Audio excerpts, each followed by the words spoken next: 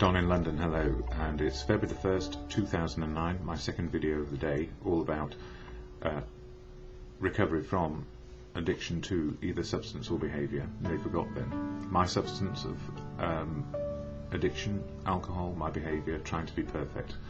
And never so, never perfect, yet still trying to strive for it. And a better striving, if you like, would be for happiness, I suspect, or suggest. The truth of now gives me a better understanding of how I may be happy. And I'm into the second month of the 12 steps of AA, that's Alcoholics Anonymous, that fellowship which keeps me alive on a daily basis and looking for the truth, which is my higher power. Simple truth is my higher power. And as Gandhi said, God is truth and God is love. So if I'm looking for a higher power of truth and love, I have it all around me all the time, as long as I'm not filtering it out or in denial about something or other. And what helps me more than anything is the fellowship of AA. Puts me on track on a daily basis with its readings and its fellowship.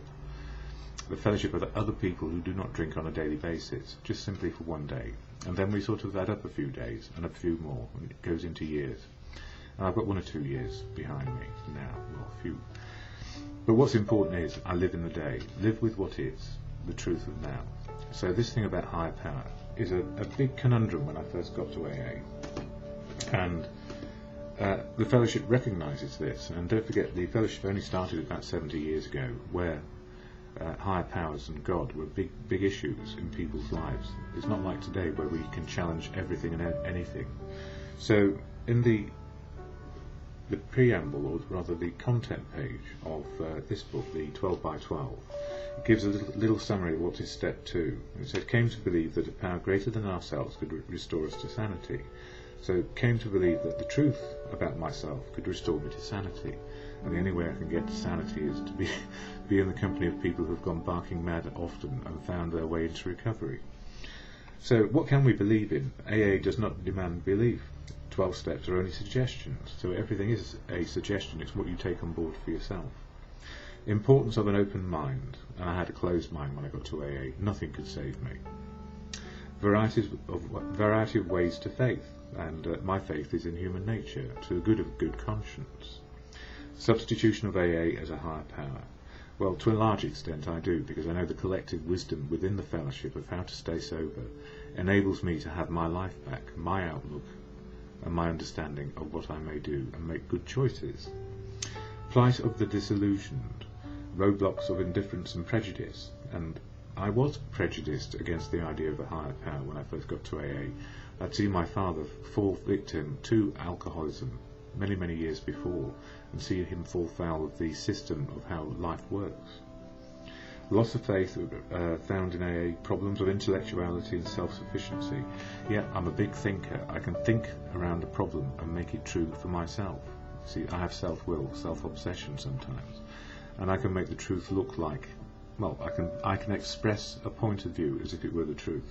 So whatever you do, if I'm expressing a point of view, remember it's your point of view which counts.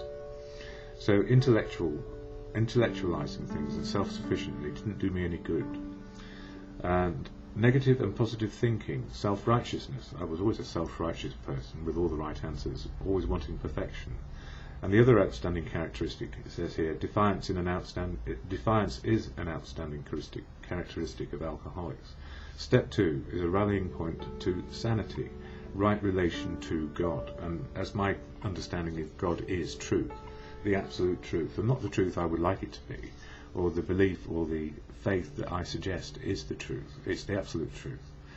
And there's a big difference between what we want to be true and what is true. And I've had a big learning around that in the ending of a relationship where both of us were okay and both of us loved each other, but at the same time it wasn't going to last for for a lot of reasons. And I guess it was because self-will doesn't make things right. It's the actuality of the truth and where we are which makes us understand what our choices are on a daily basis. So I'm just a learner, always. And it doesn't matter how old we get, even me in my 50s now, I don't know all the answers by a long shot. So what is AA, the fellowship? I don't speak for it, I only go to it. It's a fellowship of men and women. And here it says, AA, Alcoholics Anonymous, is a fellowship of men and women who share their experience, strength and hope with each other, that they may solve their common problem and help others to recover from alcoholism. The only requirement for membership is a desire to stop drinking. There are no dues or fees for AA membership. We are self-supporting through our own contributions. AA is not allied with any sect, denomination, politics, organisation or institution. Does not wish to engage in any controversy, neither endorses nor opposes any causes. Primary purpose is to stay sober and help other alcoholics to achieve sobriety. And clearly, when you go in and out of the fellowship on a daily basis, you can be allied with any sect, denomination, politics, organisation or institution, and does not wish to engage. You can engage in any controversy, and you can endorse or oppose any cause. So we don't change our outlook in that respect. We're only there for one thing, which is to get to the truth and live as best we can.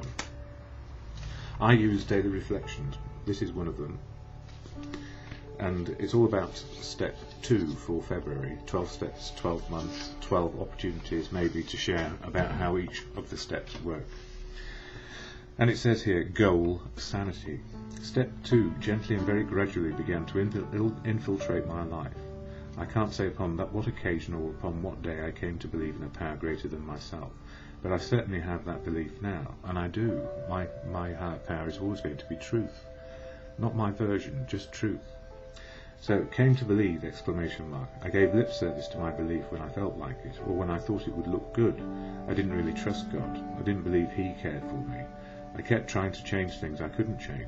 Gradually, in disgust, I began to turn it all over, saying, you are so omnipotent, you take care of it. He did. I began to receive the answers to my deepest problems, sometimes at the most unusual times, driving to work, eating lunch, or when I was sound asleep. I realized that I hadn't thought of those solutions. A power greater than myself had given them to me. I came to believe. And I come to believe on a daily basis that I have good conscience inside me, which is far better than my self-obsession and wanting things my way. So the good of good conscience, truth, and God is love, all those things sort of make my higher power very understandable to me. And it's what you choose to believe. It's not my belief that you have to adopt. It's your own understanding of the higher power. And the absolute truth is that without AA and the fellowship giving me an opportunity to find my good conscience again and keep me away from booze, I couldn't cope, and I would have died a lot sooner. On page 15 of As Bill Sees It, it says here, eternal values. Many people will have no truck at all with absolute spiritual values, and my spiritual value is the truth of now. Spiritual is living now, understanding the moment. It's the one gift we can actually do something about and make some choices in. Perfectionists, they say, are either full of conceit because they fancy they have reached some impossible goal, or else they are swamped in self-condemnation because they have not done so. So it's not about whether what's the best way of saying this? In terms of spiritual, nobody gets any better or worse at it, or is higher or lower than another person. We just get to know what the truth is, and if we accept it, we can do some good choices. Yes, yet I think that we should not hold this view. It is not the fault of great ideals that they are sometimes misused, and so become shallow excuses for guilt, rebellion and pride. On the contrary, we cannot grow very much unless we constantly try to envision what the eternal spiritual values are. And the eternal spiritual values are in the moment, so they keep on changing. But truth is the truth that keeps on changing. It's how we manipulate it sometimes that we go wrong.